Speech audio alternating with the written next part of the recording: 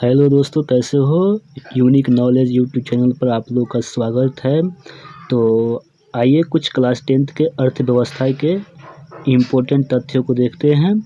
और ये जो है एग्ज़ाम की दृष्टि से बहुत इम्पोर्टेंट है, तो इसको ज़रूर देखिए आप लोग। इसका पॉइंट है कि अर्थव्यवस्था एवं इसके विकास का इतिहास। अर्थव्यवस्था क्या चीज़ है और इसके विकास कैसे हुआ, इसके बारे में हम लोग पढ़ेंगे। पहला पॉइंट है कि अर्थव्यवस्था आर्थिक क्रियाओं का समग्र है।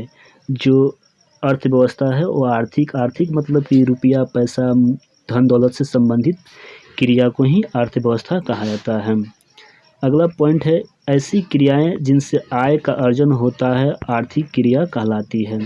ऐसी क्रिया जिनसे आय का अर्जन होता है वो सब क्या कहलाता है, आर्थिक क्रिया कहलाता है। जैसे कोई नौकरी करता है, कोई सब्जी बेचता है, कोई दुकान चलाता है, कोई बिजनेस किया है, तो इन सारे चीज़ों से आय अर्जन होता है। तो इसी आय अर्जन का होना ही क्या कहलाता है, आर्थिक क्रिया कहलाता है। अगला पॉइंट है कि आर्थिक क्रियाएं एक निश्चित ढांचा एवं तंत्र के समूह के अंतर्गत संपादित होती है। इस प्रबंध सजावट एवं व्यवस्था को अर्थव्यवस्था कहते हैं। जो आर्थिक क्रिया है एक निश्चित ढांचा या तंत्र सिस्टमेटिक रूप से क्या होता है, संपादित होती है। तो इस प्रबंध सजावट या व्यवस्था को ही अर्थव्यवस्था कहते हैं। अगला पॉइंट है कि अर्थव्यवस्था किसी देश या क्षेत्र में होने वाले उत्पादन, वितरण, व्यापार तथा उपभोग को गतिविधियों का योगफल है।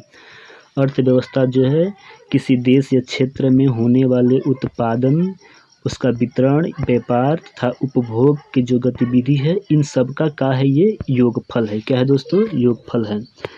नेक्स्ट पॉइंट हम देखेंगे कि अगला पॉइंट है कि इन गतिविधियों के संचालन के लिए देश के प्राकृतिक संसाधनों, श्रम, पूंजी का उपयोग किया जाता है। और जो ये संचालन करना होता है, जैसे किसी चीज़ का उत्पादन करना, उसका उपयोग करना, इन सभी चीज़ों के लिए हमें किसी देश के प्राकृतिक संसाधन का उपयोग करते हैं। और श्रम यानी जो मजदूर होते हैं उनका उपयोग करते हैं। और जो हमारे पास रुपया, पैसा, पूंजी होता है उसका उपयोग करके क्या करते हैं, अर्थव्यवस्था को चलाते हैं। अगला पॉइंट है कि आर्थिक एजेंट इन गतिविधियों को संपादित करते हैं। इन गतिविधियों को आर्थिक क्रिया की संज्ञा दी गई है। अगला पॉइंट है कि व्यवसाय एवं आर्थिक क्रियाओं के आधार पर जो है अर्थव्यवस्था को 3 भागों में बांटा गया है। पहला प्राथमिक क्षेत्र, दूसरा का द्वितीय क्षेत्र और तीसरा का तृतीय क्षेत्र।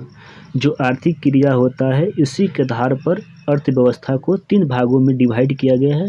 पहला प्राथमिक क्षेत्र, दूसरा द्वितीय क्षेत्र, तीसरा का तृतीय क्षेत्र।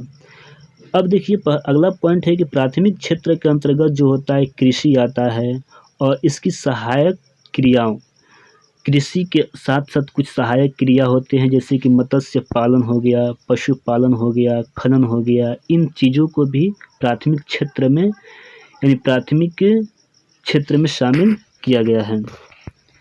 नेक्स्ट पॉइंट है द्वितीय क्षेत्र।